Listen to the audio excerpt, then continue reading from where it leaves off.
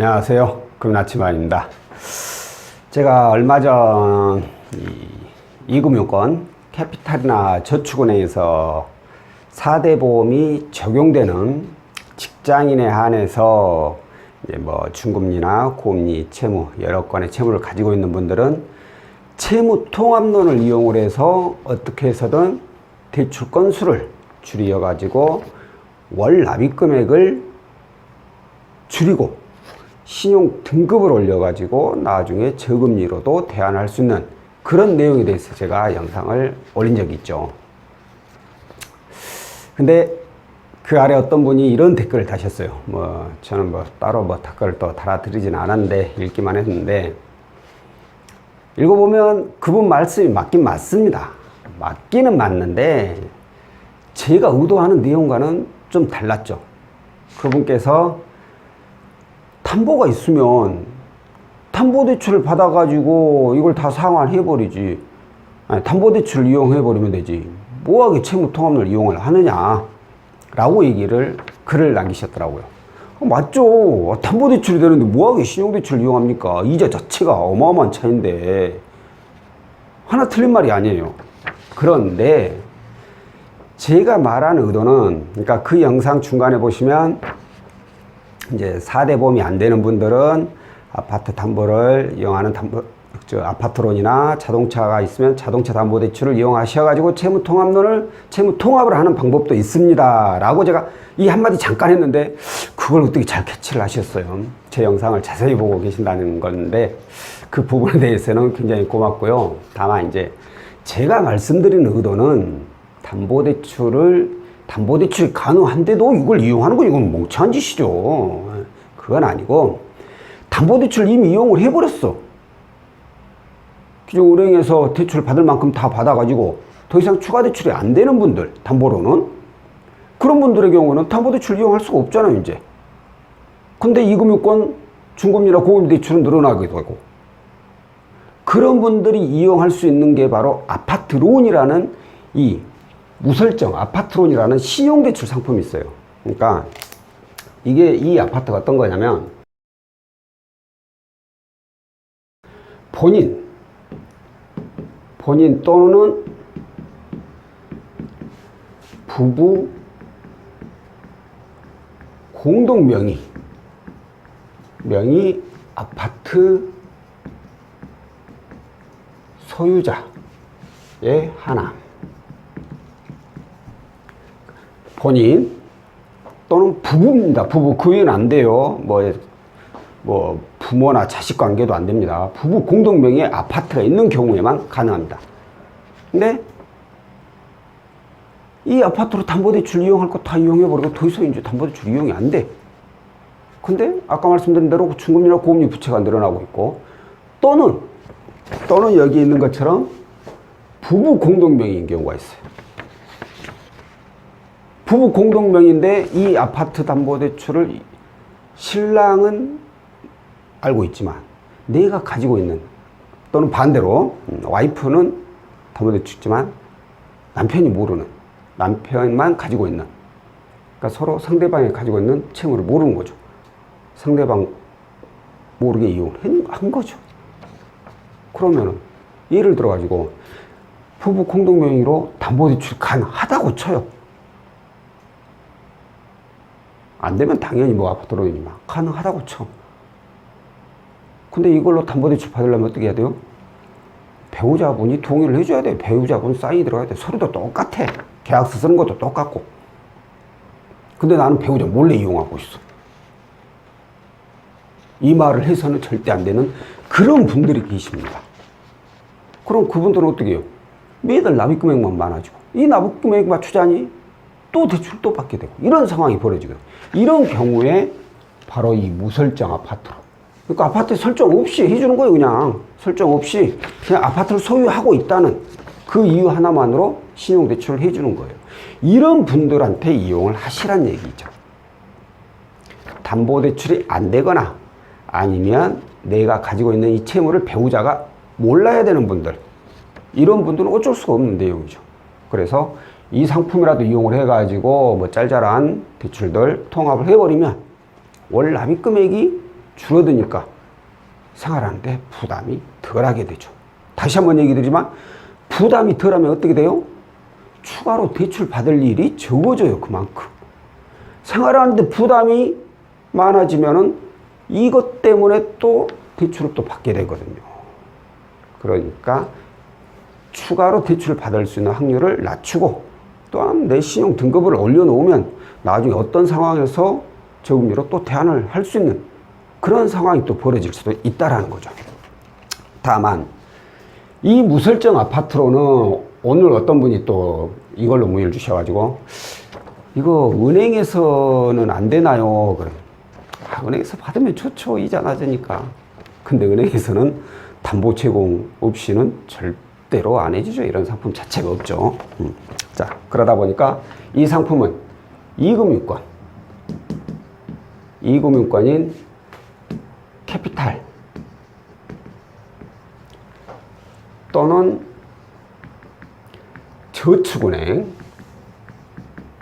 저축은행의 중금리 상품이라고 보시면 됩니다.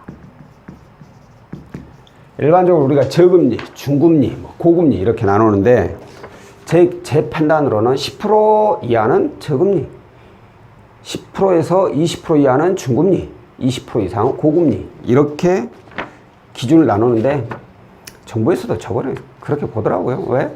햇살로 17 봐봐요. 17.9%, 18%짜리 내놓으면서 중금리 상품이라고 내놓은 거 보니까 다들 이렇게 보는 것 같아요. 자, 그렇다면 내 소유의 아파트가 있거나 혹은 부부 공동 명의의 아파트가 있어. 그래서 아파트론을 이용하고 싶어. 그러면 단지 아파트만 있다는 이유로 무조건 될까요? 아까도 말씀드렸듯이 이 상품은 아파트론은 신용대출 상품이에요. 신용대출. 신용이 나쁘면 안 된다라는 거죠. 그래서 나이스 지킴이 아시죠? 지킴이 6등급 그리고 올 크레딧 7등급 이내 최소입니다. 그러니까 나이스 올 크레딧 7 들어온다고 해서 무조건 된다는 건 아니고 기본적으로 이 등급 안에는 들어와야 되죠. 그리고 가지고 있는 부채 내역이라든가 그 외적인 부분들을 확인을 해보고 그 이상이 없으면 이제 대출이 나가는 거예요. 보통 나이스 지킴이는 뭐 따로 보는 곳이 없는 것 같은데 올 크레딧은 우리 그 토스 많이 아시죠? 토스가 올 크레딧이라고 보시면 돼요. 거기에 있는 점수나 등급을 보시면 본인이 올 크레딧은 몇 등급이라는 걸 쉽게 알 수 있을 것이고 일반적으로 나이스가 올 크레딧보다 등급이 좋은 경우가 많아요. 굉장히 많아요. 근데 최근에 내가 뭐 신용에 아주 큰 문제가 있어서 이제 그거 풀렸다. 그러니까 개인회생, 신용회복, 신용불량도 뭐 이런 큰 신용에 문제가 있었다 풀렸다 그러면 올 크레딧은 좀 점수가 좋은데 나이스 같은 점수가 안 좋은 경우가 있어요. 그런 분들 외에는 거의 제가 봤을 때 대부분은 나이스가 좀 더 좋으니까 내가 특별히 신용에 문제가 있었던 부분은 없었다. 연체를 하거나 뭐 그런 문제는 없었다 그러면 예를 들어서 올 크레딧 7이다. 그러면 나이스는 그보다는 조금이라도 한두 단계라도 더 좋다라고 생각을 하셔도 무방할 것 같아요. 자, 그러면 아까 제가 말씀드렸죠. 이 아파트로 더 이상 대출이 안 될 경우에 이제 이걸 이용하는 거죠. 본인 소유의 아니면 부부 공동 명의도 오늘 뭐 배우자 다 알고 있다. 부부 다 알고 있는 서로 공유하고 있는 내용이다. 그러신 분들. 자, 그러면 근데 아파트로 이미 대출을 받을 만큼 받았어. 받을 만큼 받았다라는 뜻이 어떤 뜻이냐? 단순히 은행 1금융권만을 이용해서는 상관이 없어요. 왜? 1금융권에서는 대출을 아무리 많이 받아봐야 70%예요. 시세의 70%라면 그 예를 들어서 1억짜리다. 1억짜리라면 7천까지밖에 못 받아요. 근데 이 아파트의 설정이라는 걸 하죠. 설정은 이 7천에 대한 120%를 설정하게 돼요. 그러면 120%면 7, 24, 8,400이 되죠. 이게 설정 금액이에요. 아파트 시세는 1억인데 설정 금액이 8,400. 이건 상관이 없어요. 이건 괜찮아요. 그런데 아파트가 1억인데 내가 은행에서 7천을 받았어. 근데 돈이 또 필요해가지고 알아보니까 후순위 담보대출이 또 되는 곳이 있네. 그래가지고 뭐 이금융권이든 대부업이든 어디든 상관없어요. 여기서 한 2천만 원을 또 받았어. 뭐 솔직히 1억짜리 아파트 2천까지 해주진 않지만 그래도 받았다 쳐요. 받았어. 설정 최소 120%. 안 그러면 대부 같은 경우는 150%까지예요. 120%면 2,400. 150%면 3,000이에요. 자, 그러면 기존의 선순위 8,400, 후순위 2,400. 그럼 얼마 이거? 1억 800이에요. 이걸로 해버리면 1억 1,400이 돼버리고. 이게 무슨 뜻이냐? 아파트 시세가 1억이잖아요, 1억. 1억인데 설정 금액은 시세를 넘어가 버린 거예요. 이러면 안 된다는 거죠, 이러면 안 돼. 죄송합니다. 이러면 안 돼요. 그러니까 내가 아파트 담보대출을 이용한 금액에 대한 설정 금액, 이 설정 금액이 아파트 시세를 넘어가 버린다. 그러면 아파트로는 어렵다는 거죠. 이걸 정리를 하자면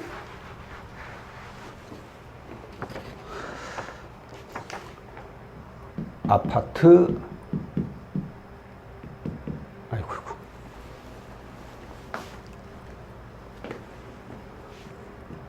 시세 대비 설정 금액이 100% 이하인 경우에만 가능하다라는 거. 나 설정 금액 그거 잘 모르겠는데. 그러신 분들은 예를 들어서 금융사에서 1금융권이나 2금융권을 받았다. 그러면 처음에 받았던 금액을 기억하시면 돼요. 예를 들어서 아까처럼 7천을 받았는데 내가 원리금 균등으로 열심히 갚아가지고 이제 5천밖에 안 남았어. 그럼 5천에 120%니까 6천이네 설정 금액이가 아니에요. 이렇게 계산하시면 돼. 처음에 대출을 받은 금액, 그러니까 7천만 원 받았다면 7천만 원 받고 5천으로 원금이 줄어들었다고 하지만 처음에 설정한 금액이 7천에 대한 설정 금액이기 때문에 120%, 7천에 대해서 120%로 계산을 해보시면 내 아파트로 설정이 얼마 되어 있구나 라는 걸 금방 아실 수 있어요. 만약에 억울해, 처음에 내가 7천 받았는데 그래도 그동안 갚아서 5천밖에 안 남았는데 왜 7천에 대한 120%야 나 억울해, 좀 싫은데. 그러면 해당 그 금융사에 가가지고 감액 등기라는 게 있어요. 나 이제 5천밖에 안 남았으니까 내 아파트로 5천으로 해서 설정을 다시 해주라.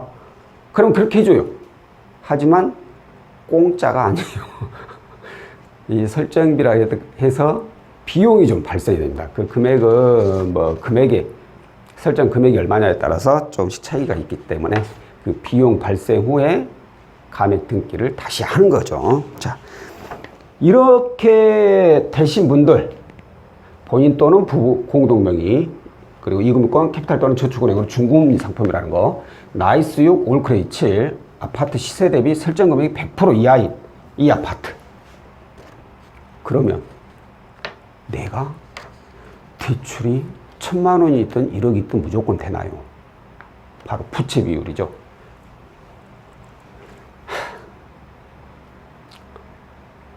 쉽게 이렇게 생각을 해보시게요. 예를 들어서 연봉이 3천인 분이 신용대출만 1억이 있어. 대출 해줄까요? 만약에 입장을 바꿔서 내가 연봉이 3천인데 여기저기서 대출 갖다 쓰느라고 한 1억짜리 빚이 있어. 나 돈 좀 빌려줘. 많이 필요 없고 한 3천만 원만 빌려줘봐. 빌려주겠어요? 이 사람이 갚을 수 있는 능력이 있는지 없는지가 중요한 거잖아요. 그렇기 때문에 소득 증빙이 되는 분들은 그 소득 대비 부채 비율을 보는 것이고, 무직자의 경우에는 추정소득이라는 게 있어요. 아무리 무직자여도 신용카드 이용하고 보험료 납부하고 그러고 있으니까 그런 걸로 소득을 추정하는 거예요.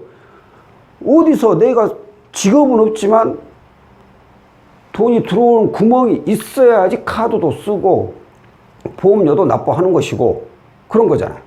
그렇기 때문에 그런 추정소득에 의해서 부채 비율은 따지기 때문에 이걸 제가 얼마 이상이면 안 됩니다 라고 말씀드리긴 어려워요. 다만 이 등급이 미만이신 분들은 그나마 부채 비율이 그렇게 높지 않은 분들이 많아요. 하지만 이 등급까지 가신 분들은 솔직히 부채 비율이 좀 높죠. 그래서 아까 말씀드린 대로 나이스가 6이다, 올 크레딧이 7이다 해서 무조건 된다는 게 아니라는 거죠. 이 안에 들어오지만 부채가 너무 많아버려요. 그것도 어렵고. 그렇기 때문에 이 부분은 저희도 뭐 조회를 가조회니까 또 조회를 해보지 않는 이상은 알 수가 없는 내용이에요. 하지만 여러 곳에 채무가 있다면 일단 부딪혀 봐야죠. 되든 안 되든. 안 되면 솔직히 어쩔 수 없는 것이고, 되면 고마운 것이고, 그렇게 생각을 하시고 한번 조회를 해보는 것도 나쁘지 않다는 거죠. 자, 오늘은 무설정 아파트론으로 채무 통합하는 방법. 그러니까 직업이 있든 없든 상관없어요. 있든 없든 상관없고, 본인 또는 부부 공동명의 아파트 있는데 내가 더 이상 아파트 담보대출은 어렵고 좀 여기저기에 채무가 좀 흩어져 있어. 중금리짜리나 고금리들이. 이걸 통합을 하고 싶다면 이 아파트론이라는 상품을 이용해 보는 것도 나쁘지 않다라는 내용에 대해서 설명을 해드렸고요. 다음 영상에서는 이 아파트론을 이용을 해가지고 채무 통합을 하신 그 사례에 대해서 남겨드리도록 하겠습니다. 오늘은 여기까지고요. 다음 영상으로 또 찾아뵙도록 하겠습니다. 고맙습니다.